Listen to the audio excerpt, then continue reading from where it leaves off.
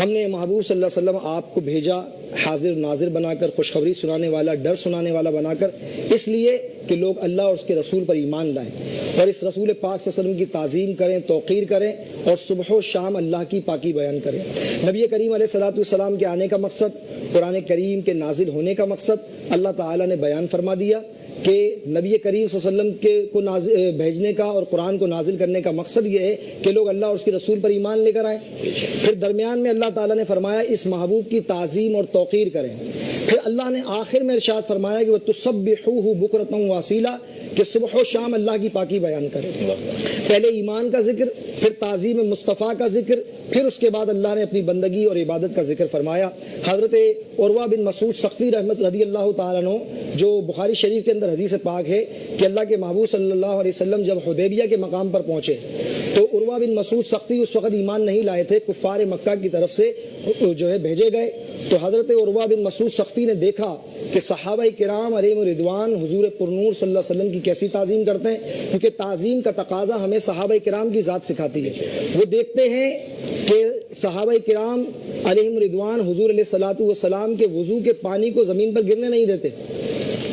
حضور کے غسالہ مبارکہ کو اپنے جسم پر ملتے ہیں۔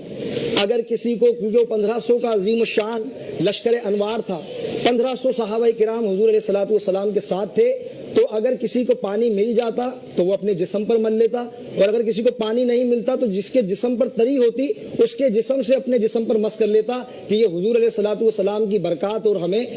رحمتیں مل جائیں۔ تو حضرت عروہ بن مسعود ثقفی فرماتے ہیں کہ یہ سارا منظر میں نے دیکھا، اور منظر دیکھنے کے بعد جب میں کفار مکہ کی طرف واپس گیا تو میں نے ان سے کہا کہ محمد صلی اللہ علیہ وسلم سے جنگ کرنے کی کوشش بھی نہ کرنا۔ پوچھا کیوں؟ اس نے کہا کہ میں نے قیصر روم کے دربار کو دیکھا، نجاشی کے دربار کو دیکھا، میں نے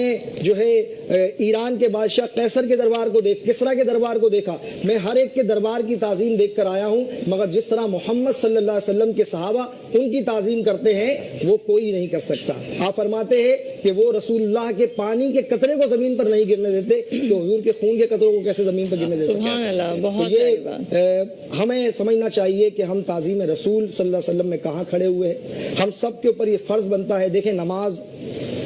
دن میں 5 وقت فرض ہے، زکوٰۃ سال میں 1 مرتبہ فرض ہے، روزہ رمضان مبارک کے فرض ہے، حج زندگی میں صاحب استطاعت پر 1 مرتبہ فرض کیا گیا ہے، مگر تعظیم رسول، عشق رسول، یہ ہر مومن مسلمان پر ہر وقت فرض ہے۔ اسی لیے کہا گیا کہ محمد کی محبت دین حق کی شرط اول ہے، اگر ہے اس میں کچھ خامی تو سب کچھ نامکمل ہے۔ محمد کی محبت ہے شرط آزاد ہونے کی، خدا کے دامن توحید میں آباد ہونے کی۔ تو حضور پاک صلی اللہ علیہ وسلم کی تعظیم یہ ہر ایک کے لیے ضروری ہے۔ اللہ ہم سب کو تعظیم رسول اختیار کرنے کی توفیق عطا فرمائے، اور جس کے تقاضے ہیں اللہ ہمیں اسے پورا کرنے کی توفیق